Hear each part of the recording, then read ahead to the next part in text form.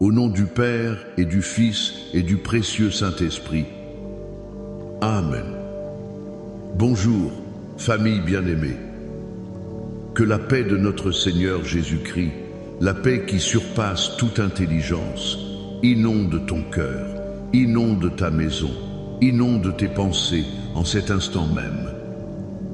Je te souhaite la bienvenue dans ce temps mis à part, ce moment prophétique où nous nous connectons, non pas simplement à un direct, mais au trône de la grâce de Dieu.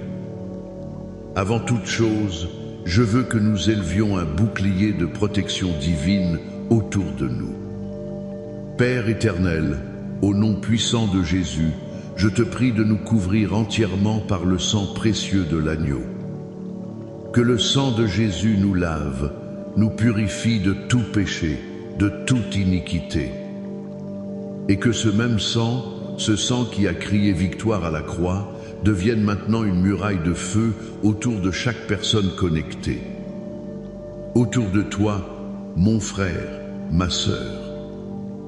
Je couvre ta maison, ton conjoint, tes enfants, ton travail, tes finances, ta santé, par le sang de l'Alliance. Que chaque flèche enflammée de l'ennemi, chaque plan des ténèbres, chaque parole de malédiction envoyée contre ta vie soit maintenant brisée, anéantie, rendue sans effet au nom puissant de Jésus. Nous déclarons que nul malheur ne t'arrivera, qu'aucun fléau n'approchera de ta tente, car tu es sous la protection du Très-Haut. Et maintenant, Esprit de Dieu, Esprit Saint, toi le consolateur, l'enseignant, la puissance qui a ressuscité Christ d'entre les morts, nous t'invitons. Viens prendre le contrôle total de ce moment. Nous ne voulons pas de paroles humaines, nous voulons une parole qui vient de ton cœur. Révèle-nous les profondeurs du Père. Ouvre nos yeux spirituels, ouvre nos oreilles spirituelles. Viens toucher les cœurs, viens guérir les âmes brisées. Et en ce moment même, je veux prier pour toi qui te sens paralysé par le doute. Toi qui as reçu des promesses de Dieu, mais qui vois le temps passer et ton cœur est rempli d'incertitude. L'ennemi vient murmurer à ton oreille. Dieu t'a-t-il réellement dit? Regarde ta situation, rien n'a changé. Je viens aujourd'hui contre cet esprit de doute et de découragement au nom de Jésus. La Bible déclare dans Jacques, chapitre 1, que celui qui doute est semblable au flot de la mer, agité par le vent et poussé de côté et d'autre. Qu'un tel homme ne s'imagine pas qu'il recevra quelque chose du Seigneur. Aujourd'hui, au nom de Jésus, nous brisons les chaînes du doute. Nous commandons à tout esprit d'incrédulité de te lâcher maintenant. Nous déclarons que ta foi est ravivée, que ta confiance en Dieu est restaurée. Reçois une onction de persévérance, une capacité surnaturelle à t'accrocher à la promesse, même quand tu ne vois rien. Nous le déclarons accompli, au nom de Jésus. Amen et Amen.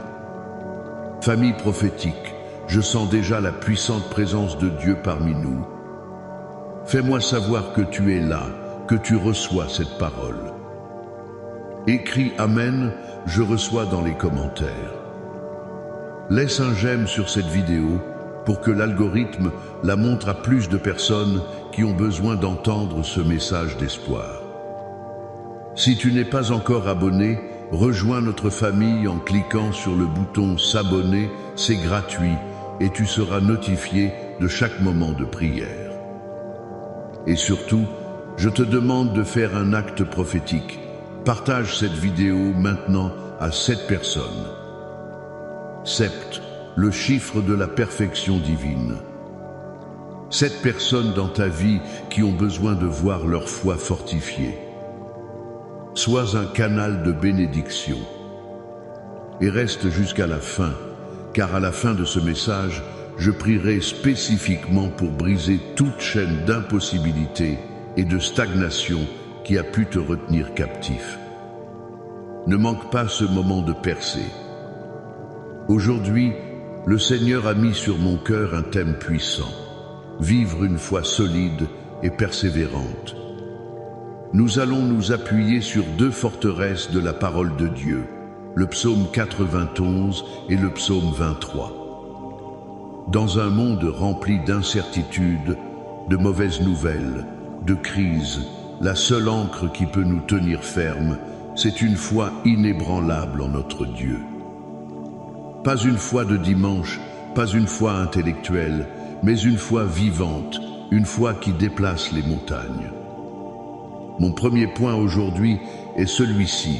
La foi solide repose dans l'abondance et la suffisance du bon berger. Le psaume 23 commence par une des déclarations les plus puissantes de toute la Bible. « L'Éternel est mon berger, je ne manquerai de rien ». Arrêtons-nous un instant sur cette phrase. « L'Éternel est mon berger ». Ce n'est pas un berger, ce n'est pas le berger du monde. C'est personnel. C'est une relation intime. David, qui était lui-même un berger avant d'être roi, comprenait la profondeur de cette relation. Le berger connaît chaque brebis par son nom. Il sait quand elle a soif, quand elle a faim, quand elle est fatiguée, quand elle est en danger. Il ne dirige pas le troupeau de loin. Il marche avec lui, devant lui. Dire « L'Éternel est mon berger », c'est déclarer « Je suis connu, je suis aimé, je suis personnellement pris en charge par le Créateur de l'univers ». Et la conséquence de cette relation est radicale. Je ne manquerai de rien. Écoute bien ceci. Il n'est pas dit « j'aurai tout ce que je veux ». Il est dit « je ne manquerai de rien ». Cela signifie que tout ce dont tu as besoin pour accomplir ta destinée, pour vivre la vie que Dieu a prévue pour toi, te sera fourni. La provision n'est pas limitée à l'argent. Tu ne manqueras pas de paix au milieu de la tempête. Tu ne manqueras pas de force quand tu es faible. Tu ne manqueras pas de sagesse face à une décision complexe. Tu ne manqueras pas de joie même au milieu des larmes. Tu ne manqueras pas de sa présence réconfortante dans la solitude. C'est une promesse d'abondance totale, spirituelle, émotionnelle et matérielle. Mais pasteur, tu me diras, je regarde mon compte en banque et je manque. Je regarde mon corps malade et je manque de santé. Je regarde ma famille brisée et je manque d'harmonie. C'est là que la foi intervient. La foi ne nie pas la réalité des faits, mais elle choisit de s'aligner sur la vérité supérieure de la parole de Dieu. Je me souviens d'une femme dans notre communauté, appelons-la Sarah.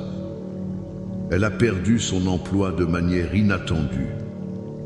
Mère célibataire avec 2 enfants, la panique a commencé à s'installer. Chaque facture qui arrivait était comme une voix qui criait « Tu vas manquer, tu vas tout perdre ». Une nuit, en pleurs, elle est tombée à genoux et le Saint-Esprit lui a rappelé ce verset « L'Éternel est mon berger, je ne manquerai de rien ». Elle a pris une décision ce soir-là. Au lieu de confesser sa peur, elle a commencé à confesser cette parole. Chaque matin, elle se levait et déclarait à voix haute « L'Éternel est mon berger. Aujourd'hui, ma famille et moi, nous ne manquerons de rien. » Des choses incroyables ont commencé à se produire. Un voisin a déposé des courses devant sa porte sans raison apparente. Un vieil ami l'a appelé pour lui proposer un petit travail temporaire. Une lettre est arrivée avec un remboursement d'impôts inattendu. Ce n'était pas un chèque d'1 million de dollars, mais chaque jour, la provision était là. Elle n'a jamais manqué d'un seul repas. Elle n'a jamais été mise à la porte. Pourquoi ? Parce qu'elle a déplacé son attention de la taille de son problème à la grandeur de son berger. Ta foi solide commence quand tu cesses de regarder à tes ressources limitées et que tu commences à regarder aux ressources illimitées de ton berger. Mon deuxième point est crucial. La foi persévérante traverse la vallée de l'ombre de la mort. David continue dans ce même psaume, au verset 4. « Quand je marche dans la vallée de l'ombre de la mort, je ne crains aucun mal, car tu es avec moi.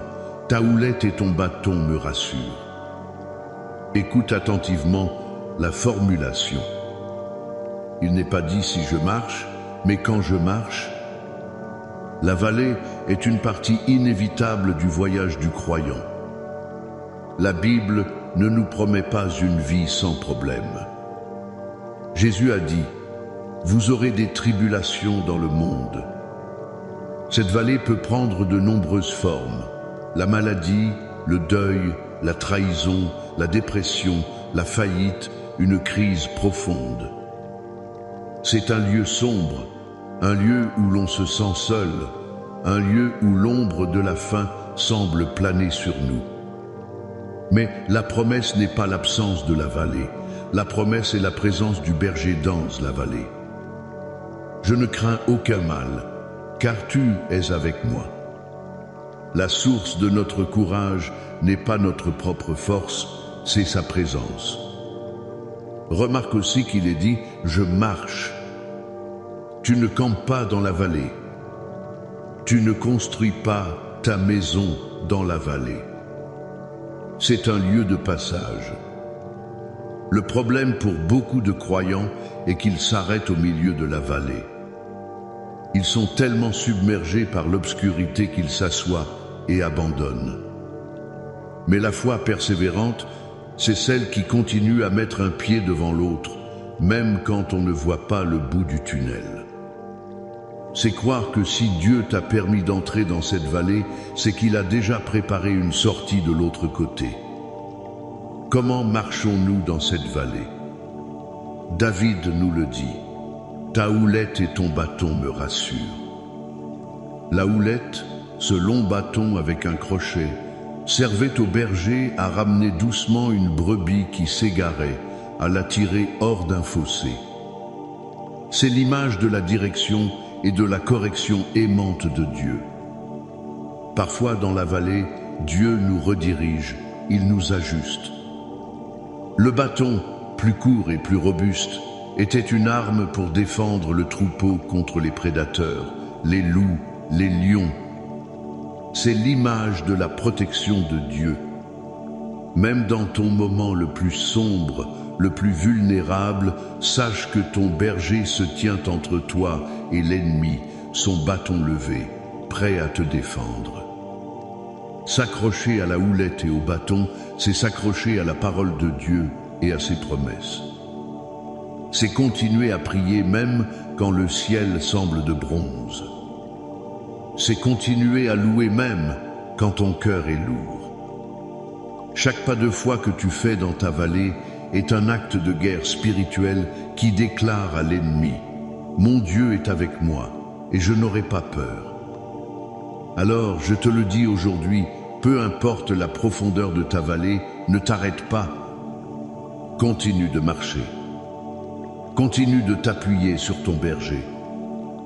Il est là, juste à côté de toi. Sa présence est la lumière qui finira par percer tes ténèbres. Et maintenant, famille, je veux que nous nous armions d'une des plus puissantes prières de protection de toute la Bible. Je veux que tu te lèves si tu le peux, ou que tu te mettes dans une position de révérence. Nous allons lire et déclarer ensemble le psaume 91 comme une forteresse spirituelle sur nos vies. Reçois cette parole non comme un poème ancien, mais comme une déclaration prophétique vivante et active pour toi, aujourd'hui. Celui qui demeure sous l'abri du Très-Haut repose à l'ombre du Tout-Puissant.